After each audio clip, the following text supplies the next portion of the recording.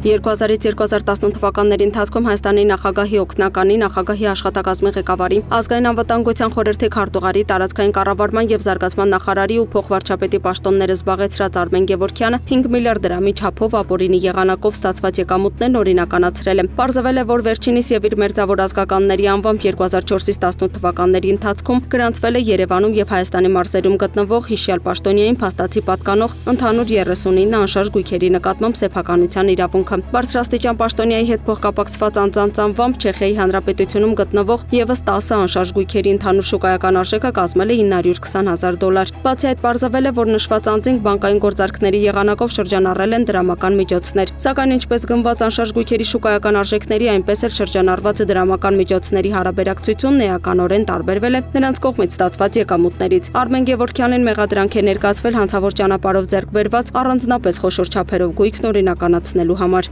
Երևանի ընդհանուր իրավասության քրեական դատարանի դատավոր Գագիկ Պողոսյանի լիազորությունները դադարեցվել են։ Լիազորությունների դադարեցման հիմք է մատնանշվում Պողոսյանի առողջական վիճակը, որն անհամատեղելի է դատավորի աշխատանքի հետ։ Նշենք, որ Պողոսյանի լիազորությունները փաստացի դադարեցվել են ԲԴԽ-ում նրան կարգապահական պատասխանատվության ենթարկելու մասին միջնորդության քննությունից ընդամենը օրեր առաջ։ Դատավորի նկատմամբ կարգապահական վարույթը հարուցվել էր դատավորների էթիկայի եւ կարգապահական հարցերի հանձնաժողովի կողմից։ Ըստ վարույթի դատավորը 3 անձի մահվան ելքով վթարի գործի քննությունն այնքան է ձգձգել, մինչև անցել է մեղադրյալին քրեական պատասխանատվության ենթարկելու վաղեմության ժամկետը։ ԲԴԽ-ում նախատեսված է նաև Երևանի ընդհանուր իրավասության քրեական դատարանի դատավոր Մասիս Մելքոնյանին կարգապահական պատասխանատվության ենթարկելու մասին միջնորդությունը, որը նույնպես ներկայացվել է դատավորների էթիկայի եւ կարգապահական հարցերի հանձնաժողովի կողմից։ Հաղորդվում է, որ էկոնոմիկայի նախկին նախարար Վահան Քերոփյանի եղբայրը ռազմարտությունաբերական կոմիտեի նախկին նախագահ Ավետիք Քերոփյանն օգտագործելով իր պաշտոնեական դիրքը ծառայության շահերին հակառակ խախտել է ոլորտը կարգավորող նորմատիվ ակտերի պահանջները։ Առանց անհրաժեշտության նա նախաձեռնել է 360 միլիոն դրամի արժեքով աշխատանքների ձեռքբերման պայմանագրերի կնքում, որի արդյունքում Հայաստանի պետբյուջեի միջոցներից անհարկի հատկացվել է նշված գումարը։ Հետաքննության տվյալներով պայմանագրով նախատեսված աշխատանքների կարիք չի եղել։ Նախկին պաշտոնյային մեղադրանք է առաջադրվել 3 դրվագով։ Կոռուպցիայի կանխարգելման հանձնաժողովը Երևանի ավականուն դիմադիր Մայր Հայաստան խմբակցության անդամ Զարուհի Փոստանջյանին տուգանել է 200,000 դրամով 2024 թվականի հայտարարագրում ամուսնու եւ երեխաների տվյալները չլրացնելու համար։ Փոստանջյանը համաձայն չէ որոշման հետ, դիմել է դատարան այդ որոշումն անվավեր ճանաչելու պահանջով։ Դատարանի վճռով Հայաստանի Հանրապետության սեփականության իրավունքն է վերականգնվել Արագածոտնի մարզի Աշտարակ համայնքի օրգով բնակավայրում գտնվող հատուկ պահպանվող տարածք նպատակային նշանակության 4 հեկտար մակերեսով հողամասի նկատմամբ։ Շուկայականին մոտարկված կադաստրային արժեքը 31 միլիոն 680,000 դրամ է։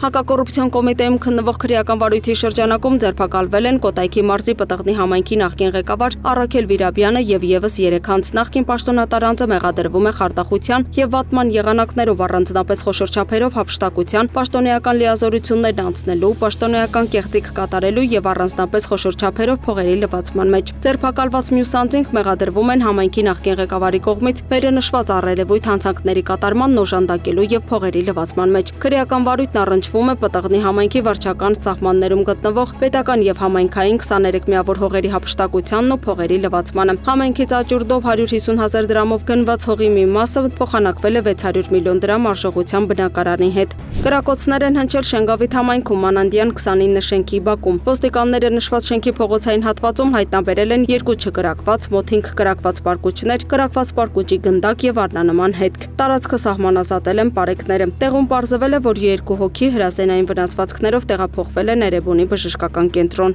Ներքին գործերի նախարարությունից հայտնում են, որ դիմակավորված անձինք Կոմիտասի պողոտայում մոտեցել են օտարերկրյա քաղաքացուն եւ փախցրել նրա դստերը։ Բագրատաշենի անցակետում սակայն ձերբակալվել են երեխայի կենսաբանական մայրը, նրա ներկայիս ամուսինը եւ եւս 1 քաղաքացի։ Երեխան գտնվել է։ 10 կիլոգրամ մեթամֆետամին տեսակի թմրամիջոցը մաքսանենգությամբ տեղափոխվել է Հայաստանի Հանրապետություն։ Այնուհետև օտարերկրյա մեկ այլ քաղաքացի տեղեկանալով 10 կիլոգրամ թմրամիջոցի գտնվելու վայրի վերաբերյալ ապօրինի ձեռք է բերել այն, սակայն Պետեկամուտների կոմիտեի եւ ազգային անվտանգության ծառայության հետ համատեղ իրականացված օպերատիվ հետախուզական միջոցառումների արդյունքում հանցագործությունը չի իրագործվել։ Քաղաքացին ձերբակալվել է, 2 անձ կալանավորվել են։ 8-րդ դասարանի աշակերտը օդաչնշիչ ատրճանակով կրակել է թիվ 13 դպրոցի պատուհանին։ Պատանին հայտնաբերվել է եւ իրավապահների ներկայացրել օդաչնշիչ ատրճանակը։ Դեպքի առթիվ կազմված փաստաթղթերը փոխանցվել են տարածքային քննչական բաժին։